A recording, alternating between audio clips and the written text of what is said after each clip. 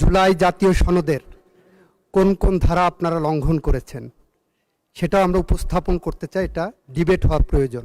জুলাই জাতীয় সনদ নিয়ে গোটা জাতি এক ধরনের বিভ্রান্তির মধ্যে আছে যে কারা সত্য। মাননীয় আইনমন্ত্রী মহোদয়। স্পিকার, আপনাকে অনেক ধন্যবাদ। যে বিষয়টি মুলতবি প্রস্তাব আকারে আনা হয়েছে মাননীয় বিরোধী দলীয় নেতার পক্ষ থেকে, আমি অত্যন্ত যৌক্তিক এবং সময়োপযোগী একটি প্রস্তাবনা মনে করছি। এ বিষয়টি আলোচনার দাবি রাখে। ওনাদের পক্ষ থেকেও আলোচনা হবে, আমাদের পক্ষ থেকেও আলোচনা হবে। আমরা আলোচনা করতে চাই, তবে আলোচনার আগে একটু সময় প্রয়োজন। যে কারণে মাননীয় বিরোধী দল নেতা আপনার দৃষ্টি আকর্ষণ করছি, এই সাবজেক্টের উপর আলোচনা করতে গেলে প্রত্যেক সংসদ সদস্যের টেবিলের সামনে বাংলাদেশের সংবিধান, জুলাই সনদ, এই বাস্তবায়ন আদেশ এবং গণভোট অধ্যাদেশ, এই কয়েকটি কপি অবশ্যই থাকতে হবে।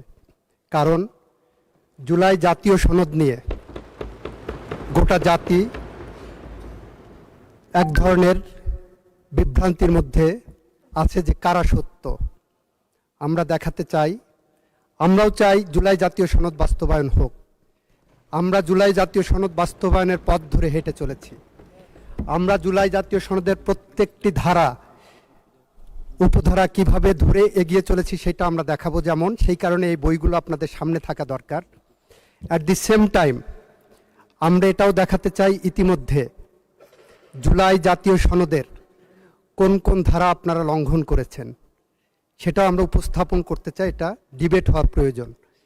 অত্যন্ত জনগুরুত্বপূর্ণ, অত্যন্ত সময়োপযোগী এই সাবজেক্টে আলোচনার জন্য মাননীয় স্পিকার আপনি একটি সময় নির্ধারণ করে দেন এবং এই 4টি বই তার সাথে আমি অনুরোধ করব, যদি সম্ভব হয়, ওনারা জানেন 2টি অন্য বই লাগবে, 3টি বই লাগবে। মদিনা সনদ,